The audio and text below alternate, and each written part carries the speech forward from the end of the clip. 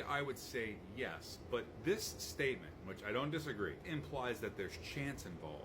What if there was no chance at all? What if it was all orchestrated? A very meticulously curated timeline that we're still on, leading us to the final act, which everybody seems to think we're in that right now. You've heard the expression, all the world's a stage, this whole thing's a movie, right? What would it take to create most blockbuster, standout, drama-filled, plot twist-filled production playing right out in front of everybody's eyes that the libs are caught up in with the drama? It's like they're angry at the movie screen. What if this was all planned? You've already heard people talk about this entire thing's a military operation.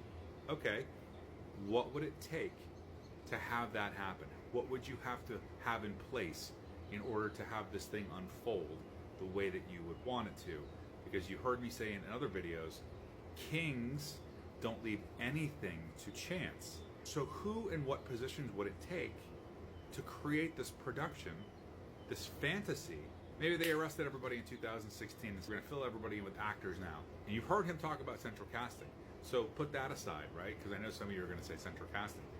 But I'm going to show you something that you've seen before, but you never quite looked at it the right way, and maybe you have, and I'm just kind of reminding you. But I've seen this before, and then I saw it again the other day, and I was like, that's right.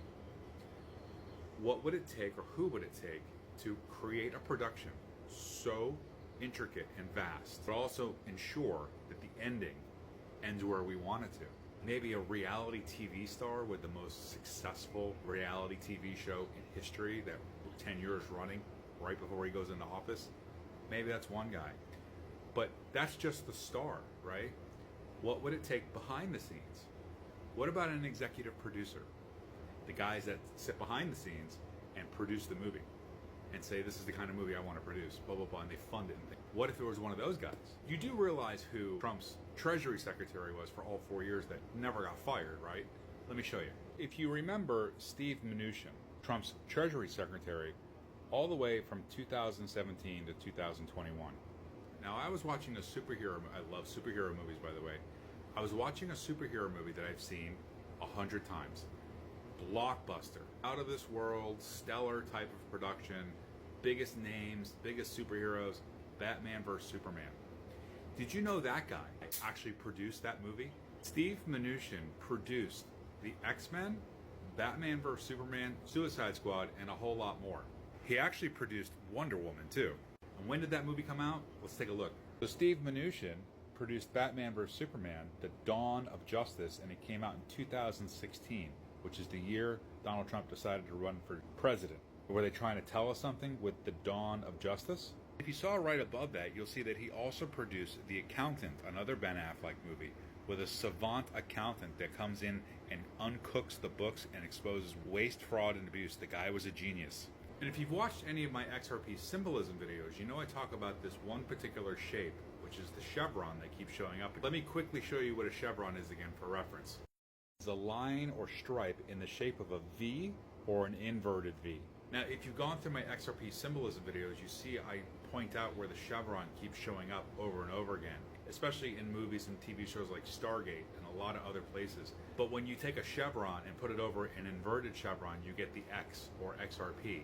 That's what this is all about, by the way. So where's the chevron show up in Batman vs. Superman? Let's look at it again. What a great movie, Batman vs. Superman. But do you see any chevrons? There's one right there. See that one? That's a chevron. Where's there another one? It doesn't say Batman vs. Superman. There's no period. It's just Batman v. Superman. And if you look at it, in the whole title of the movie, it's the only source of light with that little tiny bit of light right at the bottom, which just happens to reflect like an X. As of recording this video for you, I now realize he actually produced the X-Men 2, which is all about the X and the chevrons and more superheroes. So how cool is that? He produced all these blockbuster superhero movies with all these X's and chevrons embedded in them.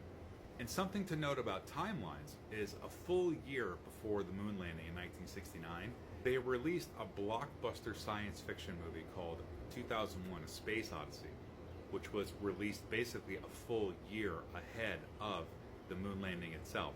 Both produced basically by the same person, Stanley Kubrick.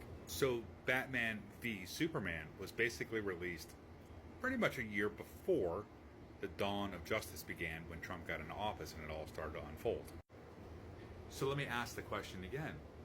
What would it take, and who would it take, in what positions, to ensure that a blockbuster production such as the one that we're watching would go off without a hitch, and ensure that the ending, which if you know and know what you hold, the ending ends up right where we want it. X marks the spot. So you're telling me the guy that produces blockbuster superhero films had access to the treasury where all the funding goes for 4 years?